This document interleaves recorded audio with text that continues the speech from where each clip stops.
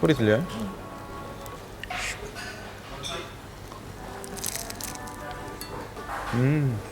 상해에서 먹은 크로아상 중엔 최고로 맛있는 것 같다.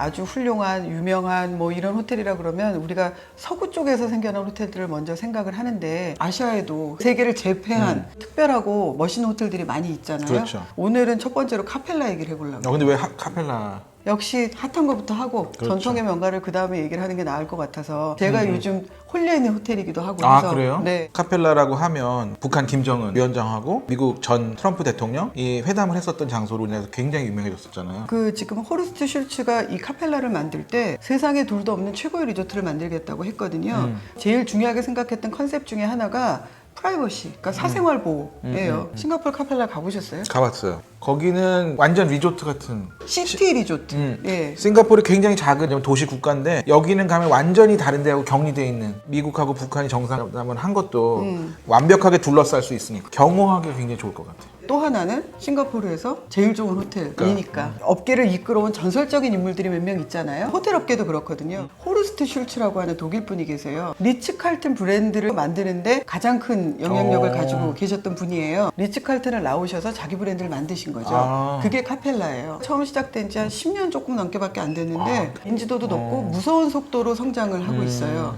특히 제일 첫 번째 만드신 그 싱가포르 카펠라를 워낙 잘 만들어서 카펠라가 지금 8개 가까이 됐어요. 지금 같은 느낌이라면 이 카펠라가 제2의 아만 같은 역할을 좀 하게 되지 않을까. 그 정도로. 네. 아만이 어떤 휴양지 힐링에 대한 개념을 바꿔다면 여기는 현지의 전통을 럭셔리하게 살린다는 게 어떤 건지를 잘 보여주고 그거를 트렌디하게 잘 따라간다는 게 호텔에서 어느 정도까지 가능한가. 저는 이거를 보여준다는 점에서 아시아 리조트를 대표하는 제2의 아만 같은 브랜드가 되지 않을까. 아시아의 명품 호텔이 여러 곳이 있잖아요. 그러니까 이런 애들을 제가 구분을 좀 해봤어요. 그러니까 일단은 아시아의 전통과 역사가 담겨있는 명품 호텔. 이번 역사가 있다 보니까 도시에서 시작한 데가 많아. 그래서 오래된 시티 계열 페닌슐라, 만다린 오리엔탈, 샹그릴라. 그 다음에 또 하나 최근에 생긴 리조트 계열 아만, 카펠라. 바니안트리, 식스센스 알릴라. 카펠라는 두 가지 성격을 다 갖고 있어요. 어떤 곳은 숲속의 바닷가에, 그러니까 리조트식이고 어떤 데는 완전 전형적인 도시 호텔이고 아주 핫한 브랜드이기 때문에 제가 오늘 카펠라를 먼저 얘기하기도 하고 네네. 두 가지 성격을 다 갖고 있어서 얘기를 해보게도 된 거예요. 네. 말 돼요? 돼요. 아주 되는데요. 네, 감사합니다. 네. 이 양쪽에 걸린다는 이유에서도 알 수 있듯이 전통과 현대가 공존하는 거예요. 가보면 알 수 있죠. 맞아. 전통을 그대로 살리되 현대인들이 거기서 숙박하기에 전혀 불편함이 없게 없이, 예. 업데이트해준 느낌이었어요. 그 싱가포르 카펠라의 본관이 역사적인 건물이잖아요. 그렇죠. 보통 우리가 콜로니얼 스타일이라고 그렇죠. 원래 좋은 말은 아니지만 19세기에 지어진 건물을 본관으로 하고 거기다 현대적인 부분을 붙였어요. 딱 영화에 나오는 것처럼 하얀 벽에 빨간 지붕 살리고 그 당시에 만들어진 두 개의 저택을 단독 빌라로 맞아요. 해서 제일 좋은 방으로 쓰고 있거든요. 여기의 핵심에는 그 지역의 역사적인 건물을 이용을 한다는 거죠. 그렇죠. 예, 그러니까 상해도 그렇잖아요. 상해는 1920년대부터 1930년대 상하이 전성기 시대 때 영국이나 여러 서구 열강들이 상하이를 통치했을 때 지은 스쿠먼이라고 그래가지고 우리 요즘에 말로 하면 타운하우스처럼 생긴 집들인데 중국식 건축하고 서양식 건축이 이렇게 절충돼 있는 양식이 독특한 건물이죠. 그 스쿠먼 주택 단지 하나를 통째로 호텔로 만든 거예요. 그리고 한 집씩 살았던 건물을 네. 스위트로 만들었어요. 네. 그런데 내부는 완전히 고쳐가지고 아주 편하게 아름답고 예쁘게 예. 만들면서 이게 원래 집이었으니까 층간소음이나 이런 게 전혀 없는 거지. 싱가포르나 상해나 똑같이 단지 자체의 프라이버시, 객실의 프라이버시 이게 보장이 되는 거고 그 동네 역사적인 건물을 리노베이션 했으니까 그 호텔에 묵는 것만으로도 그 역사를 체험을 해볼 수가 맞아요. 있고 근데 이제 역사가 없는 동네가 있어요. 요즘 카펠라가 엄청난 속도로 호텔을 짓고 있거든요. 제일 처음에 시작을 한 게 싱가포르, 그 다음에 독일에 그 이후로 만든 게 상해, 우붓, 그 다음에 최근에는 방콕, 사냐, 올해 오픈할 예정인 데는 몰디브도 있거든요. 몰디브나 발리, 우붓 같은 데는 오래된 건물을 쓰기가 쉽지 않잖아요. 그렇죠. 우붓은 딱 들어가는 순간 만화에 나오는 것처럼 턱이 딱 떨어졌어요. 아 너무 놀라워서. 네, 너무 아름다워서. 그 우붓의 열대우림 계곡을 쫙 따라서 내려가면서 개인 독채 텐트 빌라를 만든 거예요. 근데 그 텐트를 들어가면 텐트가 너무 럭셔리한 거야. 그냥 둘러보면 다 아트, 그냥 보고만 있어도 행복해서. 발리의 전통 예술을 네. 너무나 트렌디하고 현대적으로 아름답게 잘 풀어서 제가 여태까지 본 호텔 헬스클럽 중에서 가장 아름다운, 정말 거기라면 나도 새벽에 뛰고 싶다. 드셨어요, 그래서? 아니 거기서는 일단 그 전날 그 정도는 아니었나 보네요, 그러면. 예.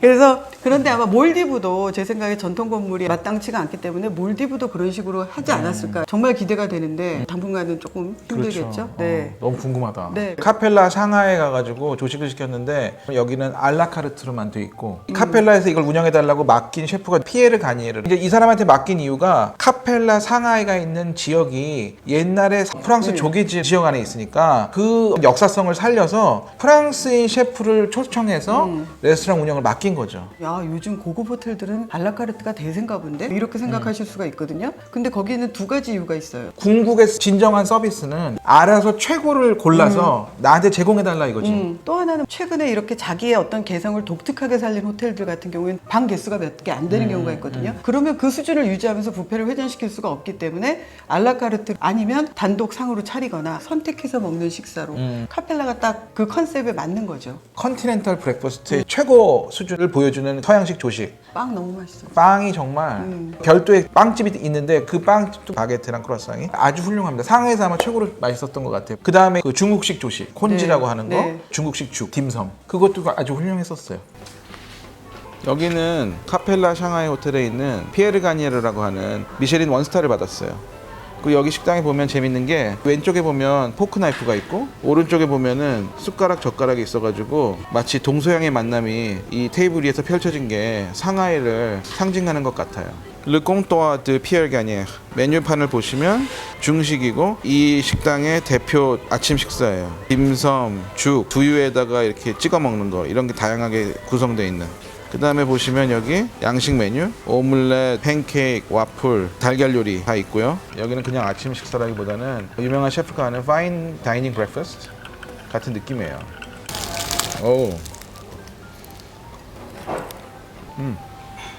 겹들이 바삭하고 부서지는 게 맛있어. 이건 달걀찜, 두유, 더우짱이라고 하는. 이거는 유티아오, 일종의 튀김인데 이걸 갖다가 이렇게 찍어 먹는 거지. 바로 튀겼네. 진짜 맛있어. 해산물 죽이에요. 조갯살하고 새우, 당근, 야채 같은 거 살짝. 이거는 죽순, 절임. 이건 소금에 절여서 말린 생선을 보풀하게 낸 거. 삶은 오리알, 장아찌, 취두부, 에그 베네딕트라고 그래요. 얘는 이렇게 먹는 거지. 이렇게 쫙 하면 소스하고 노른자가 흘러내리면서 촉촉해진 걸 갖다가 먹는 거죠. 달걀 노른자 고소한 맛, 홀란드의 소스의 새콤한 맛, 햄의 감칠맛, 바삭하면서 구수한 토스트 맛이 하나로 어우러져가지고 아주 맛있어. 이건 진짜 기대된다.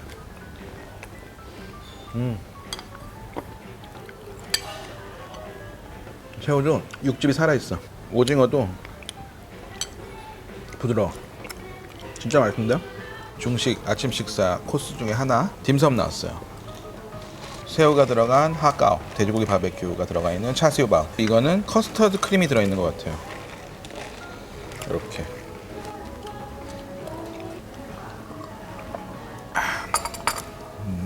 맛있다. 코로나 전 기준으로 생각을 한다면 리조트마다 다르지만 펠라를 비롯한 엔트리급 방들은 한 60에서 70만 원 정도에서 시작한다고 생각하시면 될 것 같아요. 그 스위트룸은 보통 한 150에서 200 정도에서 시작을 한다 생각을 하시면 될 것 같고, 상해처럼 단독 건물을 쓴다거나 새로 만들었거나 그러면 이제 가격이 조금씩 더 달라지겠죠. 기자님, 일단 상해 호텔은 계단이 신경 쓰인다 그러셨죠? 1층에는 거실이 있고 2층에는 TV 볼 수 있는 그런 좀 엔터테인먼트 룸이라고 중간층, 하는 게 있고 중간층. 3층 네. 거기가 이제 침실로 있거든요. 화장실. 그러니까 옛날 집이라 좁으면서 계단을 많이 오르락내리락 해야 돼요. 그러니까 연세가 있으시거나 다리가 불편하신 분들한테는 여기가 좀 불편하게 느껴질 수 있지 않을까. 애들은 재밌어 할 것 같아요. 저는 그쵸? 막 오르락내리락 뛰어다니면서 올라가서 거기서 놀 수도 있고, 거기서 이제 내려다보면 상하이 오래된 수쿠먼이라고 하는 그 주택 그 지붕들이 지붕이 딱 쫙 보이거든요. 메리 포핀스 영화 생각나죠? 애들은 재밌을 것 같다. 네, 발리에 있는 그 우붓 카펠라도 좀 아름다웠는데 열대우림이고, 그러니까 굉장히 습하고, 물론 짐 같은 거는 직원들이 다 옮겨주고 한다고는 하지만 기본적으로 계곡이기 때문에 카트가 다닐 수도 없고 사람이 움직여야 되는 부분이 있어요. 날도 더운데. 그리고 텐트 자체가 너무나 아름답지만 아름다운 게 많으면 많을수록 손님 입장에서도 조심해야 될 것도 그렇죠. 많아지는 거잖아요. 그렇죠. 애들을 데려가신다. 안 갈래. 네. 손 닿는 게 불편한 사람들한테는 사실 좀 권하기가 힘들죠. 그러니까 뭐 싱가포르 카펠라는 괜찮아요. 제가 최근에 가본 두 카펠라만 비교를 해본다면 무난하고 편안하고 넓은 공간에 익숙한 여행을 원하시는 분한테는 사실 조금 어려울 수가 있어요. 근데 그렇지만 정말 요즘 핫한 곳, 다른 데서 볼 수 없는 특별한 매력을 가진 곳, 현지의 역사적인 느낌을 기가 막히게 살린 곳, 호텔이라는 것도 말하자면 예술 작품인데 조금 불편해도 이 사진 한 장 건지기 위해서 나는 즐기기 위해서 그 정도는 감수를 하겠다. 이런 분들에게는 사실 더할 나위가 없는 호텔이죠. 자, 오늘 카펠라 얘기를 같이 해봤어요. 네. 아까 말씀드렸던 역사적인 명품 호텔 중에 리조트 호텔 중에 가능한 애들을 한 번씩 더 설명해 드릴 기회를 가져볼까 하고요. 네. 여러분들 그런 호텔이나 아니면 카펠라에 대해서 더 궁금한 게 있으시면 댓글로 말씀해 주시면 또 신나게 한번 준비를 해보도록 하겠습니다. 그렇습니다. 자, 그 다음 좋아요와 구독 부탁드려요. 감사합니다. 감사합니다.